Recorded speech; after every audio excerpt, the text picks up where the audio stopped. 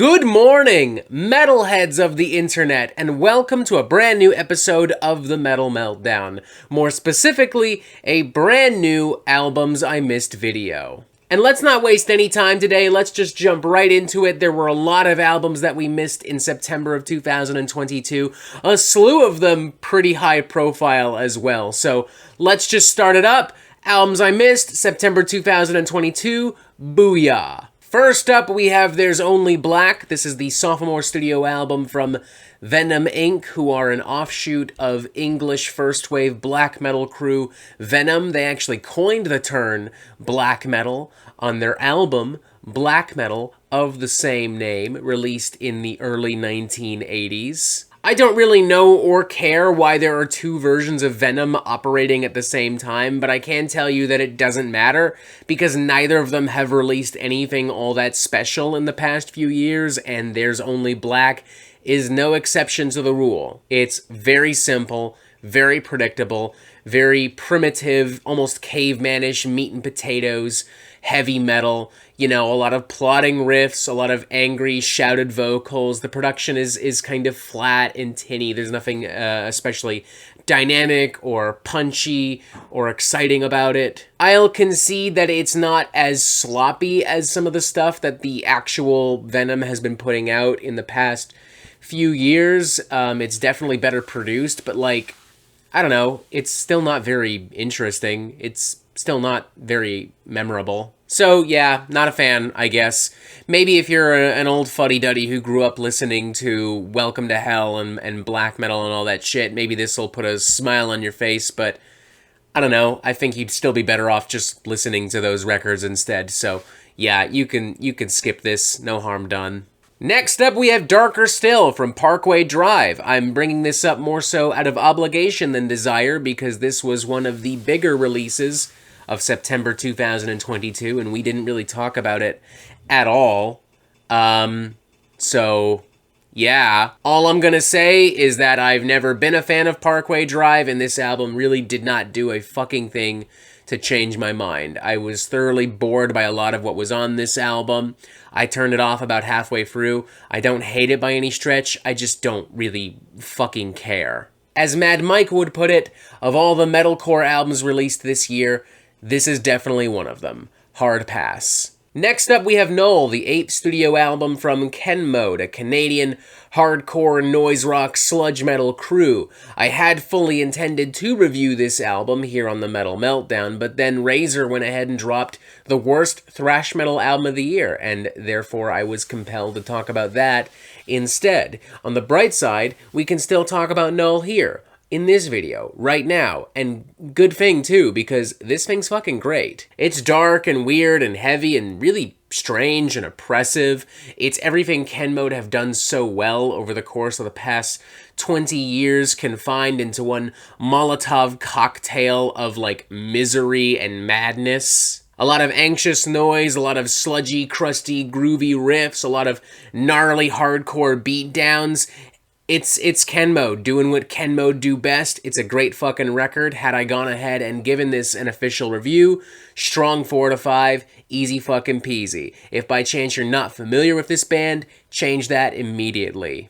Next up, we have Celebrity Therapist from the Callous Daoboys. Metal Trenches hyped this the fuck up at the beginning of September. This album's actually doing pretty well in the Billboard charts, so it seems in general people are really enjoying this record, and I can totally see why, because holy shit, this thing is vicious. One of the most cutthroat and angular and intelligent and well-produced mathcore records I think I've actually heard in a while. From start to finish, this thing is punishing, it is unpredictable, it's very clever, it's very dynamic. It never gets too crazed or too overwhelming for its own good. There's enough melody and enough soft, quiet moments to create enough contrast and atmosphere to provide some calm, some relief. Honestly, I'm reminded of like classic stuff from the Dillinger Escape Plan. It's just like really well made and really fun to listen to.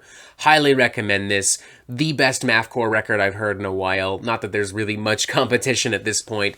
Definitely check this bad boy out. Next up, we have Pavlov's Dawgs from Tankard, and It's really lame and really boring and really predictable and really generic, and it's just more dumb, simple, thrashy jams about drinking beer and being a dumbass. And if you love that, great, you'll love Tankard. I don't. I don't love this record. I don't hate it. It's better than the Razor record, I'll concede there. It's actually kind of tight production-wise, you know, it's crisp, it's sharp, it's clean. But goddamn, the music, the lyrics, the total vibe of this thing, it just does nothing for me. There are plenty of bands that make the same record over and over and over again, but nobody cares because there's still so much energy and the songwriting is still so good. Overkill, Cannibal Corpse, The Black Dahlia Murder. Tankard is not one of those bands. I want Tankard to stop because I don't like this. I'm done. Please and thank you. Next up we have Narrative from 156 Silence. It's okay. It's not really my cup of tea, but I do kind of see what these guys are doing, and I do kind of appreciate it, you know?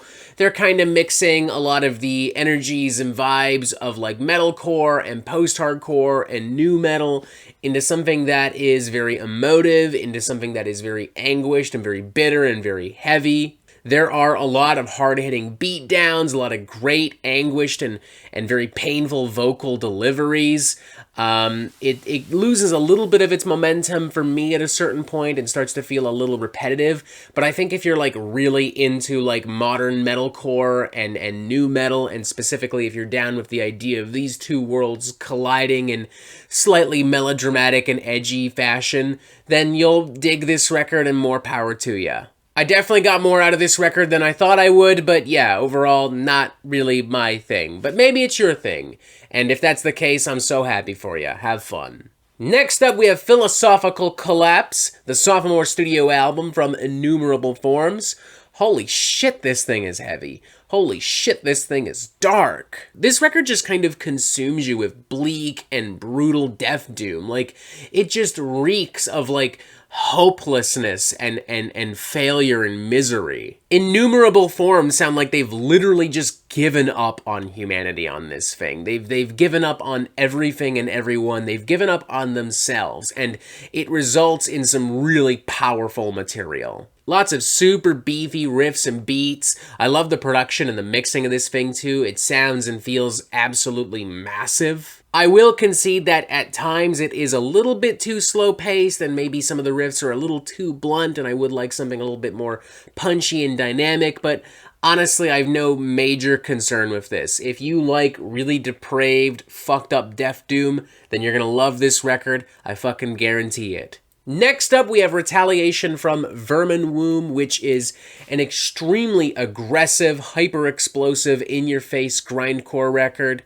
Maybe to a fault. There are a lot of razor-sharp riffs and demented, punishing beatdowns, and the vocals are rabid as fuck, but sometimes, you know, a lot of the substance is buried underneath, you know, endless waves of static and noise and chaos. It ends up kind of feeling like if Early Full of Hell were thrown into a fucking deep fryer. It's still entertaining, it's still interesting, but I can't help but shake the feeling that this would be way more impactful if, like, it were just a little less, like, super crazed, and if, like, some of the noise elements were pulled back a bit. Or maybe even just better balanced, you know, like what Full of Hell would eventually do on records like Gardens of Burning Apparition and stuff like that. Still a really cool record. I would still recommend this to people who want just angry, extreme, fucked up nonsense. It's brutal, it's chaotic, lots of mayhem, lots of carnage. I feel like that's what most grindcore fans want, so like, fuck it, you'll have a blast, good for you, check it out. Next up, we have Mystic Sisters from City of Caterpillar. This is their sophomore studio album, and their first in 20 years, apparently. I'm not sure why it took so long for this album to see the light of day. I also kind of don't really care, because it doesn't matter. We have a new City of Caterpillar album. That's what matters. Let's address one thing at a time. This thing is just really cool, man. I'm getting like those old school kind of like 90s post-rock, post-hardcore screamo vibes on this. It is a very dark and bitter and melancholic record with a lot of elongated passages, a lot of minimalistic and melodic guitar playing, screamed and whispered vocals. Like, it's just like vintage 90s melodrama and sadness, and I really dig it. I'm reminded a little bit of Slint mixed with like early Daughters. I'm reminded a little bit of Slint mixed with like early Daughters, and to an extent some of the soundscapes I might now associate with Idols, albeit not nearly as raucous or as triumphant. There are also some jagged, unpredictable, mathcore-ish rhythms and riffs and passages that I really enjoyed. All in all, a pretty solid record. Not really metal, I guess. It's definitely not as heavy as a lot of the other stuff we've talked about in this video, but I'm fine with that. If anything, it made for a nice palate cleanser from all of the, like, metalcore and all of the death metal that we're talking about today. Next up, we have Upon Desolation from Mortuous. You would think in a year cram-packed with so much awesome old-school death metal from Undeath, Bloodbath, Autopsy, and so many more, that there wouldn't be room for any more. Like, I'm full. I'm good.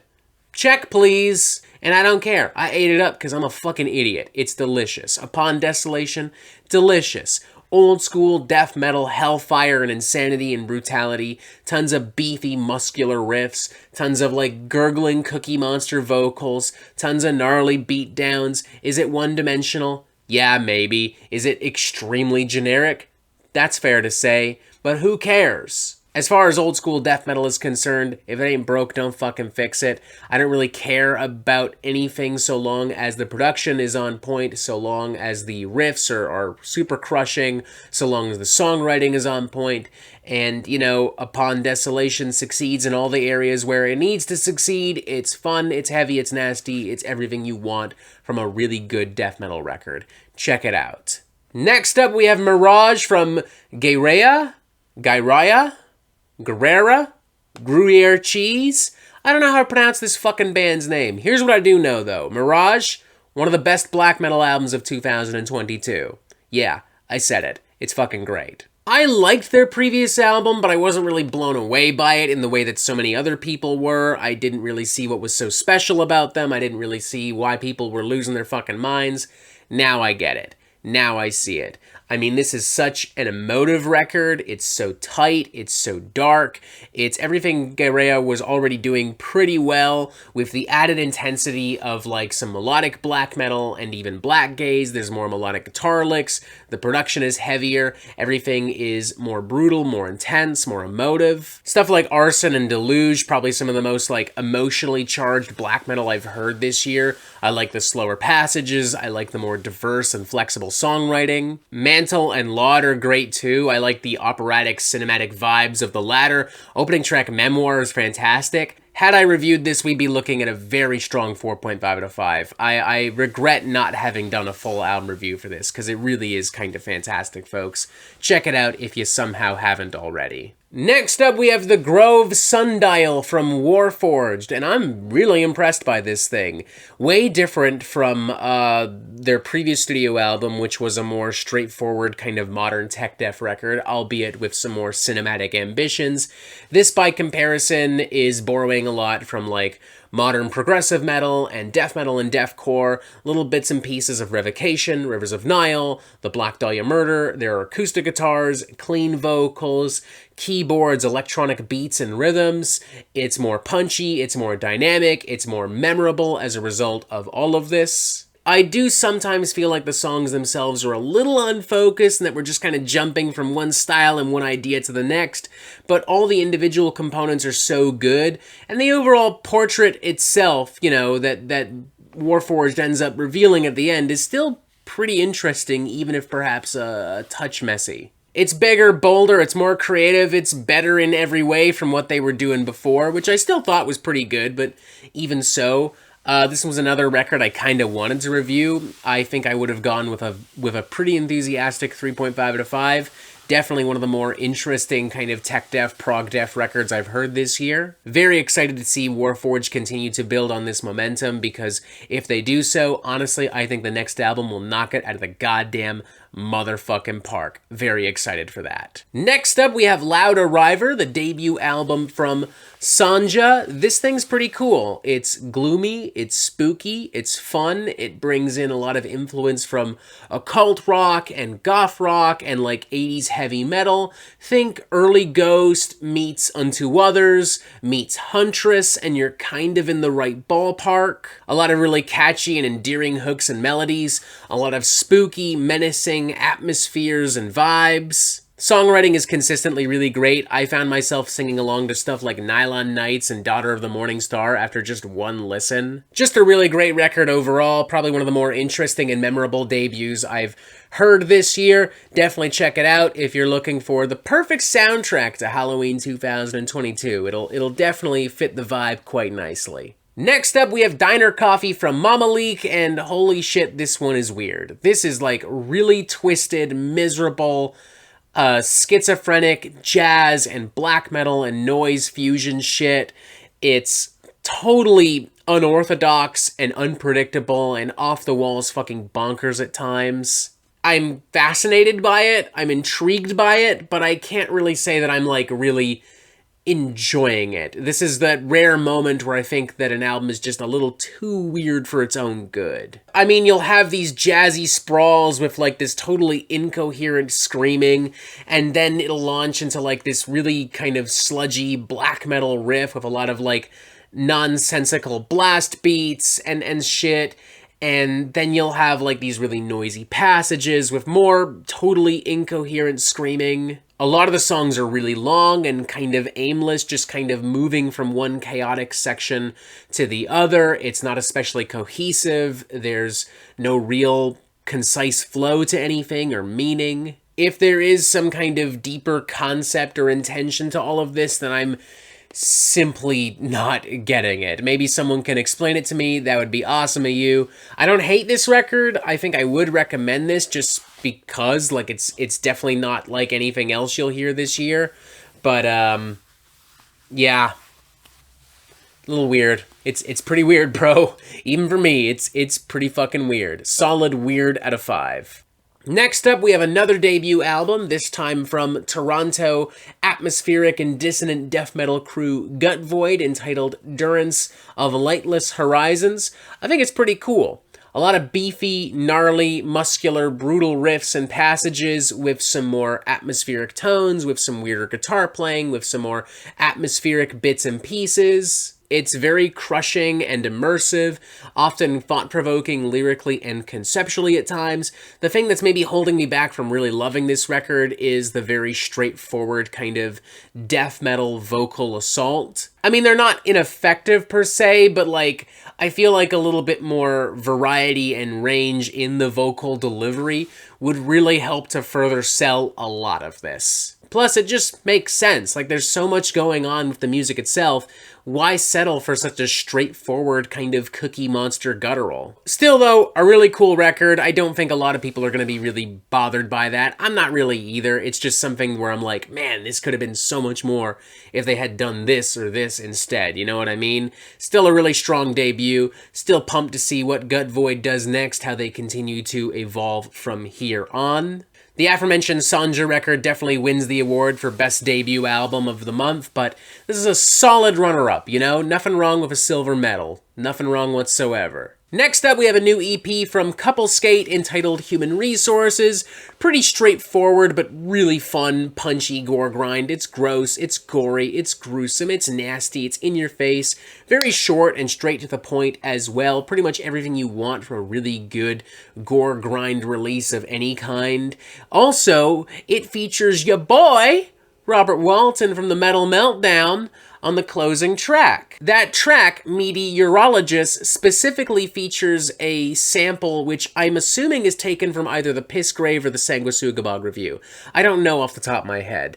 But it's basically me talking about how a record was just so stupid and so brain dead, and I'm not going to pretend that I'm going to like it just because it's really gross and brutal. And they actually use that to close out not just the song, but the entire record itself, which I found to be really, really funny. Like, not only am I kind of honored to be sampled on a gore grind release, which is just objectively cool, but this is also just a really fun way to close out the record, you know? It shows that, you know, these guys are very self-aware, you know, they know that they're not playing the most, like, artistic, groundbreaking shit imaginable. They know that this is the kind of stuff that motherfuckers probably somewhat like me would make fun of or even ignore. Ironically, in this instance, I'm doing neither. I'm having fun with this. I'm obviously not ignoring it, because here we are, but whatever. That was probably the intention, and, you know, it works. It's funny. It's cool. I don't know if these guys are fans per se, or maybe they were doing this to also mock me. Whatever the case, I enjoyed it. It's a solid gore grind release. Check it out yourself. Couple Skate, featuring the Metal Meltdown, kind of, sort of. Hell yeah. And finally, let's start wrapping things up with The End of Eternity from BeanMan. Oh my lord, BeanMan, you're finally on the Metal Meltdown. Congratulations, your wish has been fulfilled. For those of you unaware, BeanMan is another YouTuber and a loyal follower and subscriber of the Metal Meltdown. He's been making music on his own channel for a bit, and in the past we've joked about, like, one of his albums being talked about on the Metal Meltdown. I said, fuck it, I'll do it. Release an album and I'll do it. And he did, so now I'm doing it because I'm a man of my word. I put album in quotation marks because, A, this is an album in a very loose sense. It's re-recorded songs and some covers and some instrumentals and some original pieces, but not really. It's more of a compilation, really, in that regard. And I also put album in quotation marks because it's not like this is getting the same level of polish and production that a record from an established metal band would normally receive. Like, I say this with no disrespect intended whatsoever to BeanMan. It is scarily obvious that this was recorded in a garage or a bedroom on a laptop. There's no shaking that fact. There's no escaping it. That is objectively what happened. I would bet my next paycheck on it. And that's fine. Not knocking the guy. I'm just saying. But here's what I'm also just saying.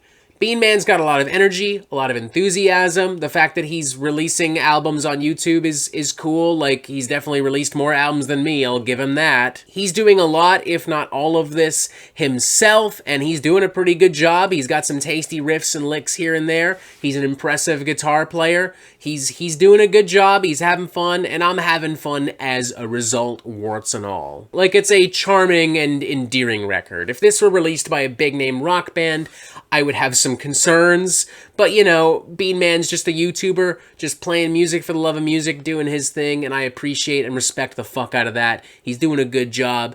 I would definitely say check this out, support another YouTuber, support an underground DIY kind of metal musician and guitarist. I'll actually post a link to the full album on YouTube in the description of this video for those of you who are super crazy invested and interested after having heard my words. Good job, BeanMan. Keep it up. Keep being you. Keep doing you. Let's maybe put a little bit more money into this next time around, but hey, no harm done. I get it. You know, money doesn't grow on trees. Not really. So, yeah, that's all. So, yeah.